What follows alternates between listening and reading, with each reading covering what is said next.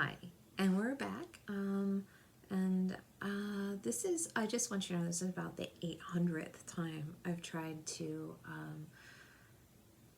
post a lecture about forms and poetry. And part of the reason that it's taken like 1,000 attempts is that I just love formal poetry so much. And I think what we need to do before I dive into forms is really just get some terms down, right? So, I mean, first of all, on the most basic level, there's just a debate over perhaps what a poem even is, right? So, what is a poem? I'd say if the author says it's a poem, it's a poem. Like I'm a professor of English. Da, da, da, da, da. There are all these different fancy definitions for all these different things about poetry, and at the end of the day, if the author says it's a poem, it's a poem. But if you want to get super technical, the way that I always thought about it was like sort of based on the margin of the page. With a poem, the author determines the length of the line, and with prose, the margin determines the length of the line, right? Wider margin, fewer lines. With prose. With poetry, it's always the same, no matter what, every time you write it, except with prose poetry, which brings us back to, does the author say it's a poem? I mean, most of the times when the author says it's a poem, it's using a variety of poetic devices, which we've covered to some extent already. So, now we have that out of the way. We're looking at the length of the line. What is the line? Well, that is, it's pretty basic, right? It's from the beginning of the line to the end, right? The sentence or the amount of words that occupy the space before you go into the space below it, right? What's interesting about the ends of lines is that sometimes they're end stopped, which means that a full phrase is completed by the end of the line, and sometimes they're enjambed, which means that the phrase continues down to the next line. One way to read poetry more effectively is to kind of pay attention to punctuation, because the punctuation lets you know when the thought is complete, not necessarily the end of the line. And poets can do some really interesting things at the ends of those lines before they make the turn to, like, before they make the leap to the next line down. Among them are sometimes like a word play, and of course I can't think of anything right now, and I hadn't even planned on talking about this, so I don't have an example handy.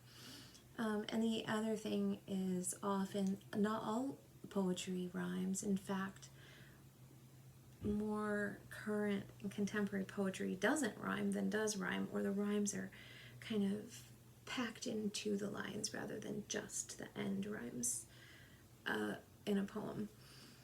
So,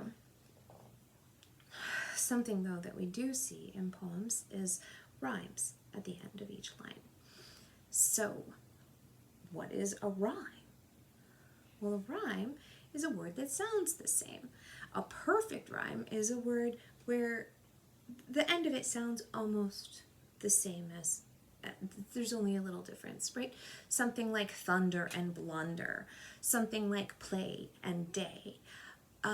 So that is a perfect rhyme. They sound the same. Now, if you're looking at a series of lines and you see a rhyme like repeating every other line, then you're going to label that from the first line, that sound that's at the end of the first line, you're going to label it A.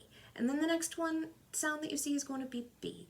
And then the next sound that you see, if it's the same as the first one, will be A again, right?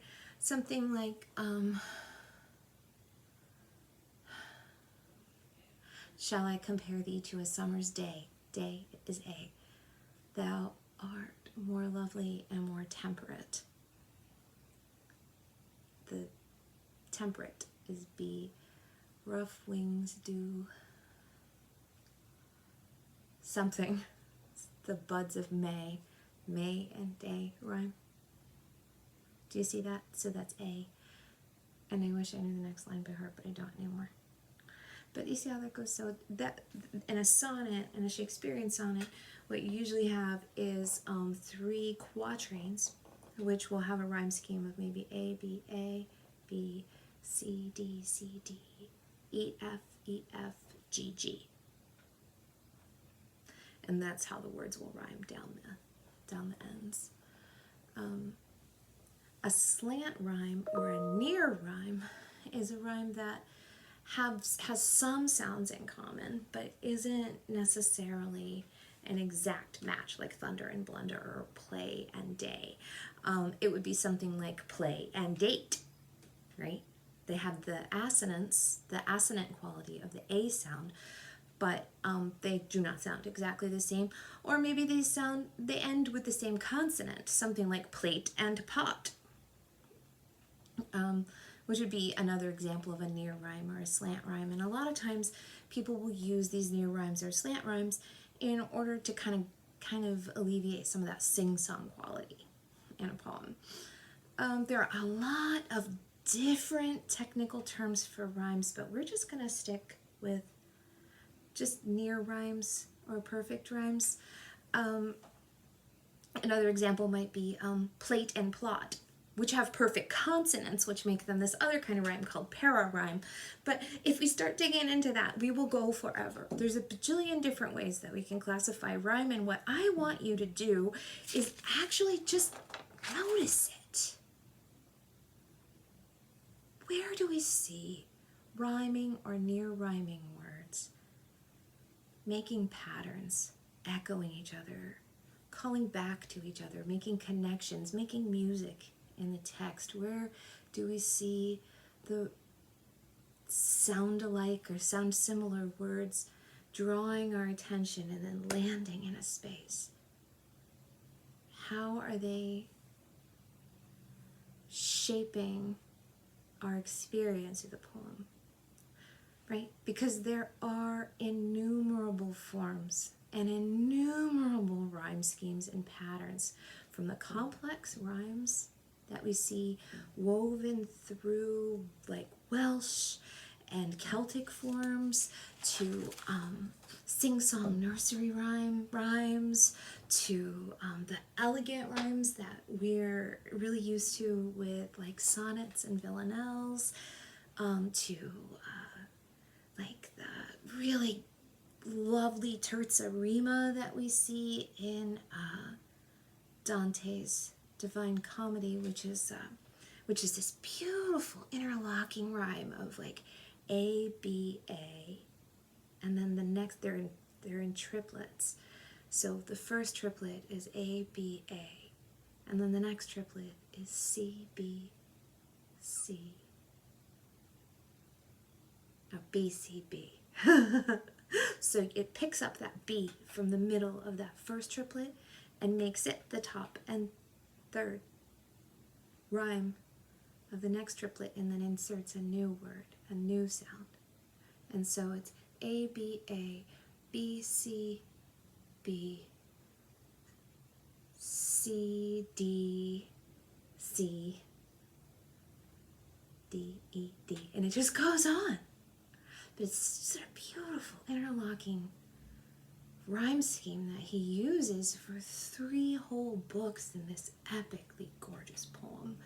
And we see other poets using terza rima across time as well.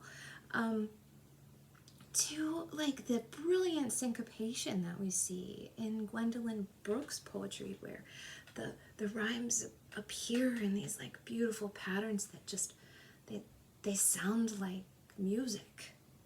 They sound, but they're not, they're new and exciting. So you don't have to be an expert at labeling or naming rhyme schemes to notice their beauty and let them impact your experience and understanding of poems. And just let it be something you notice and write about when you write about poetry. And if you write poetry, don't be afraid of the music that you can make with same sounds.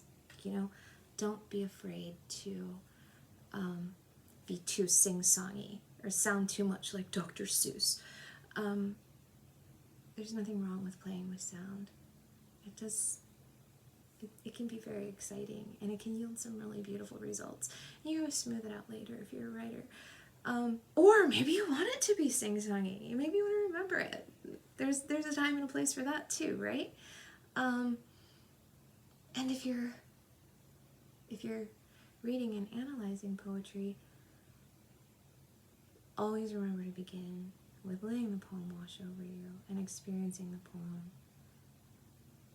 And when you start to dig in and you start to do things like label the rhymes and label the meter and label the sounds,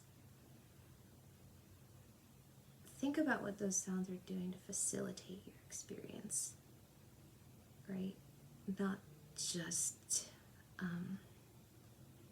so you can kind of rip it apart down to the bones, right? They're often doing amazing things. They're often doing really glorious things, and lots of times that lead you to, magical little hidden things in the text. And sometimes they're just there because they're pretty. Take the time to notice them. And that's all I'm going to say about rhyme, and then I'm going to make another lecture about meter. Okay?